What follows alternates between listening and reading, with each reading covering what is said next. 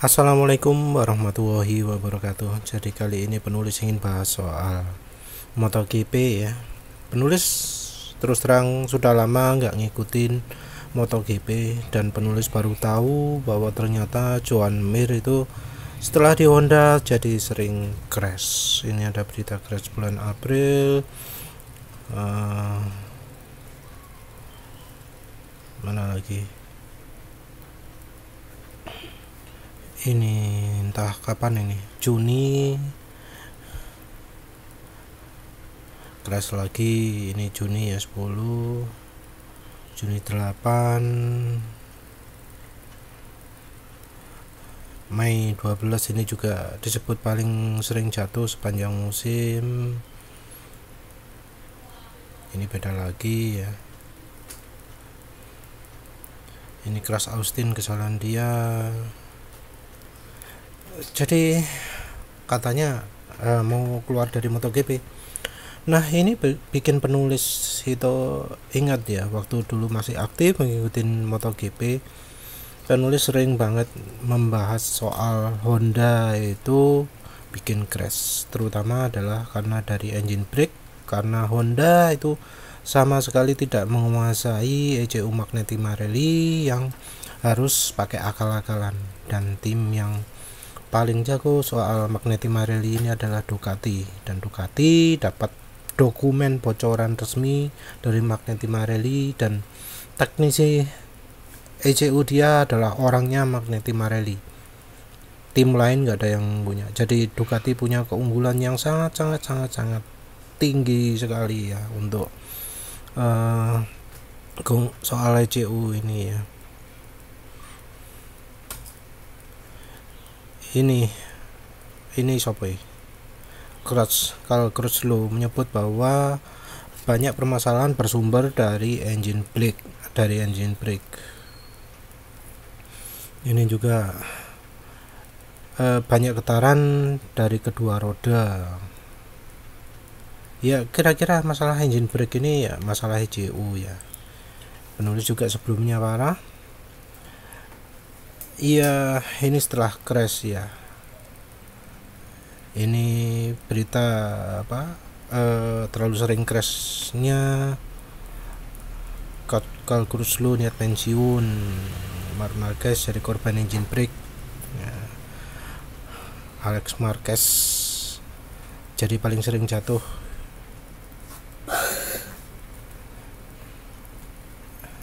Ya jadi ini juga ini Marc Marquez pernah bilang ke Lorenzo bahwa harus crash 20 kali dulu baru bisa menguasai motor Honda. Jadi motor Honda itu paling mudah crash.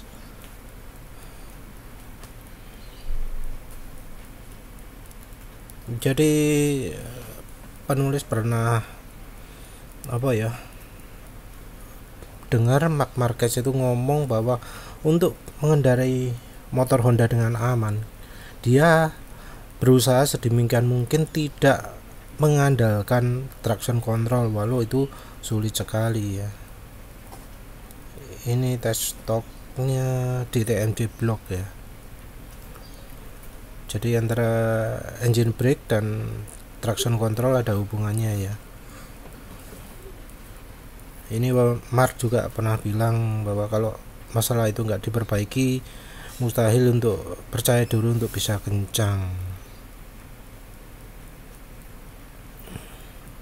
Ini ya banyak lah ya masalah-masalah yang menunjukkan ketidakpedean pembalap ketika naik motor Honda, karena motor Honda itu mudah crash ya. Dan Mark ini dulu terkenal sebagai rajanya shift. Dia bisa menyelamatkan diri dari hampir jatuh. Nah, setelah crash parah yang dia tidak bisa kendalikan, kemampuan itu hilang karena dia sempat lama tidak berkendara lagi.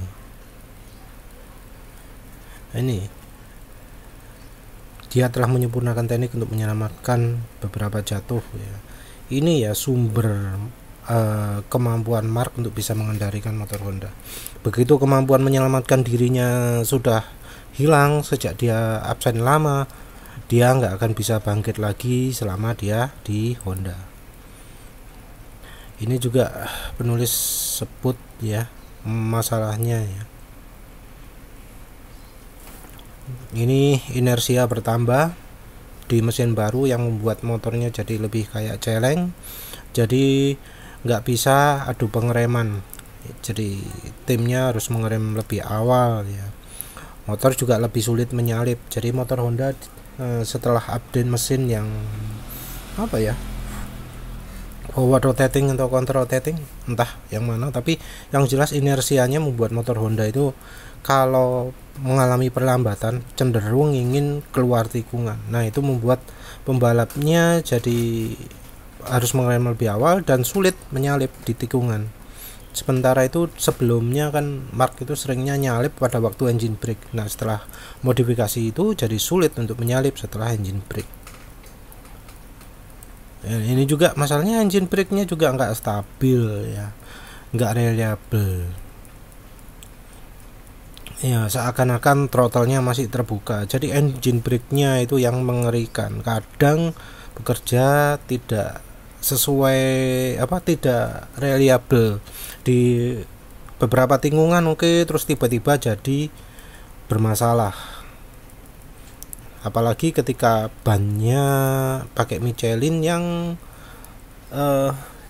grip termasuk cepat berkurang.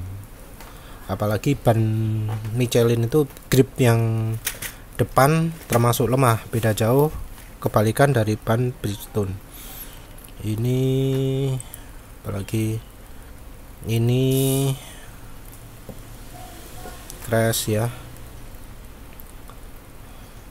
udah lama sih, ini 2020. Kalkur slow keluar dari Honda karena karena cedera ya.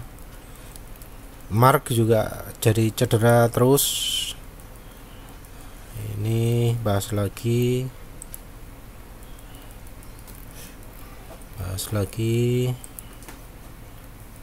Lorenzo juga keluar dari Honda karena cedera terus. Selain itu Dani Pedrosa juga keluar dari Honda karena cedera. Jadi ya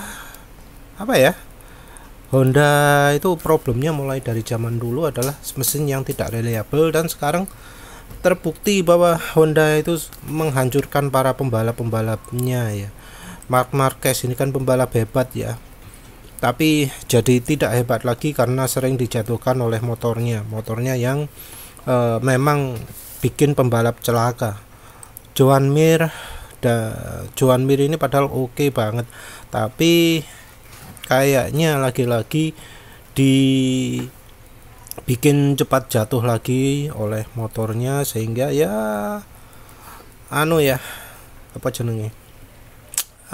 bakal keluar juga. Jadi sudah cukup banyak pembalap, termasuk juga Alex Marquez ya. Mana Alex Marquez wis sembuh guys. Jadi banyak pembalap Honda itu mengakui bahwa untuk bisa kencang itu butuh kenekatan dan kemampuan untuk menyelamatkan diri. Kalau nggak bisa menyelamatkan diri, maka ya bakal nggak akan awet di motor Honda. Jadi PR-nya motor Honda sekarang ya gimana caranya ECU-nya itu bisa reliable, bisa kerja konsisten. Tentu enggak terlalu wheel spin atau terlalu lemah keluar tikungan, karena ya memang ECU Magneti Marelli yang dipakai di MotoGP sekarang kan jauh lebih tradisional, jauh lebih kuno daripada yang ada di motor jalanan sekarang ini, walau disebut prototipe. Tujuannya ya tidak lain untuk membuat Ducati lebih unggul dari tim-tim lain, karena begitu restriksi ECU ini dilepas, maka Ducati yang bakal ketinggalan dari Honda, Yamaha, Suzuki dan seterusnya. Dan ECU yang paling canggih kayaknya sekarang malah di Kawasaki.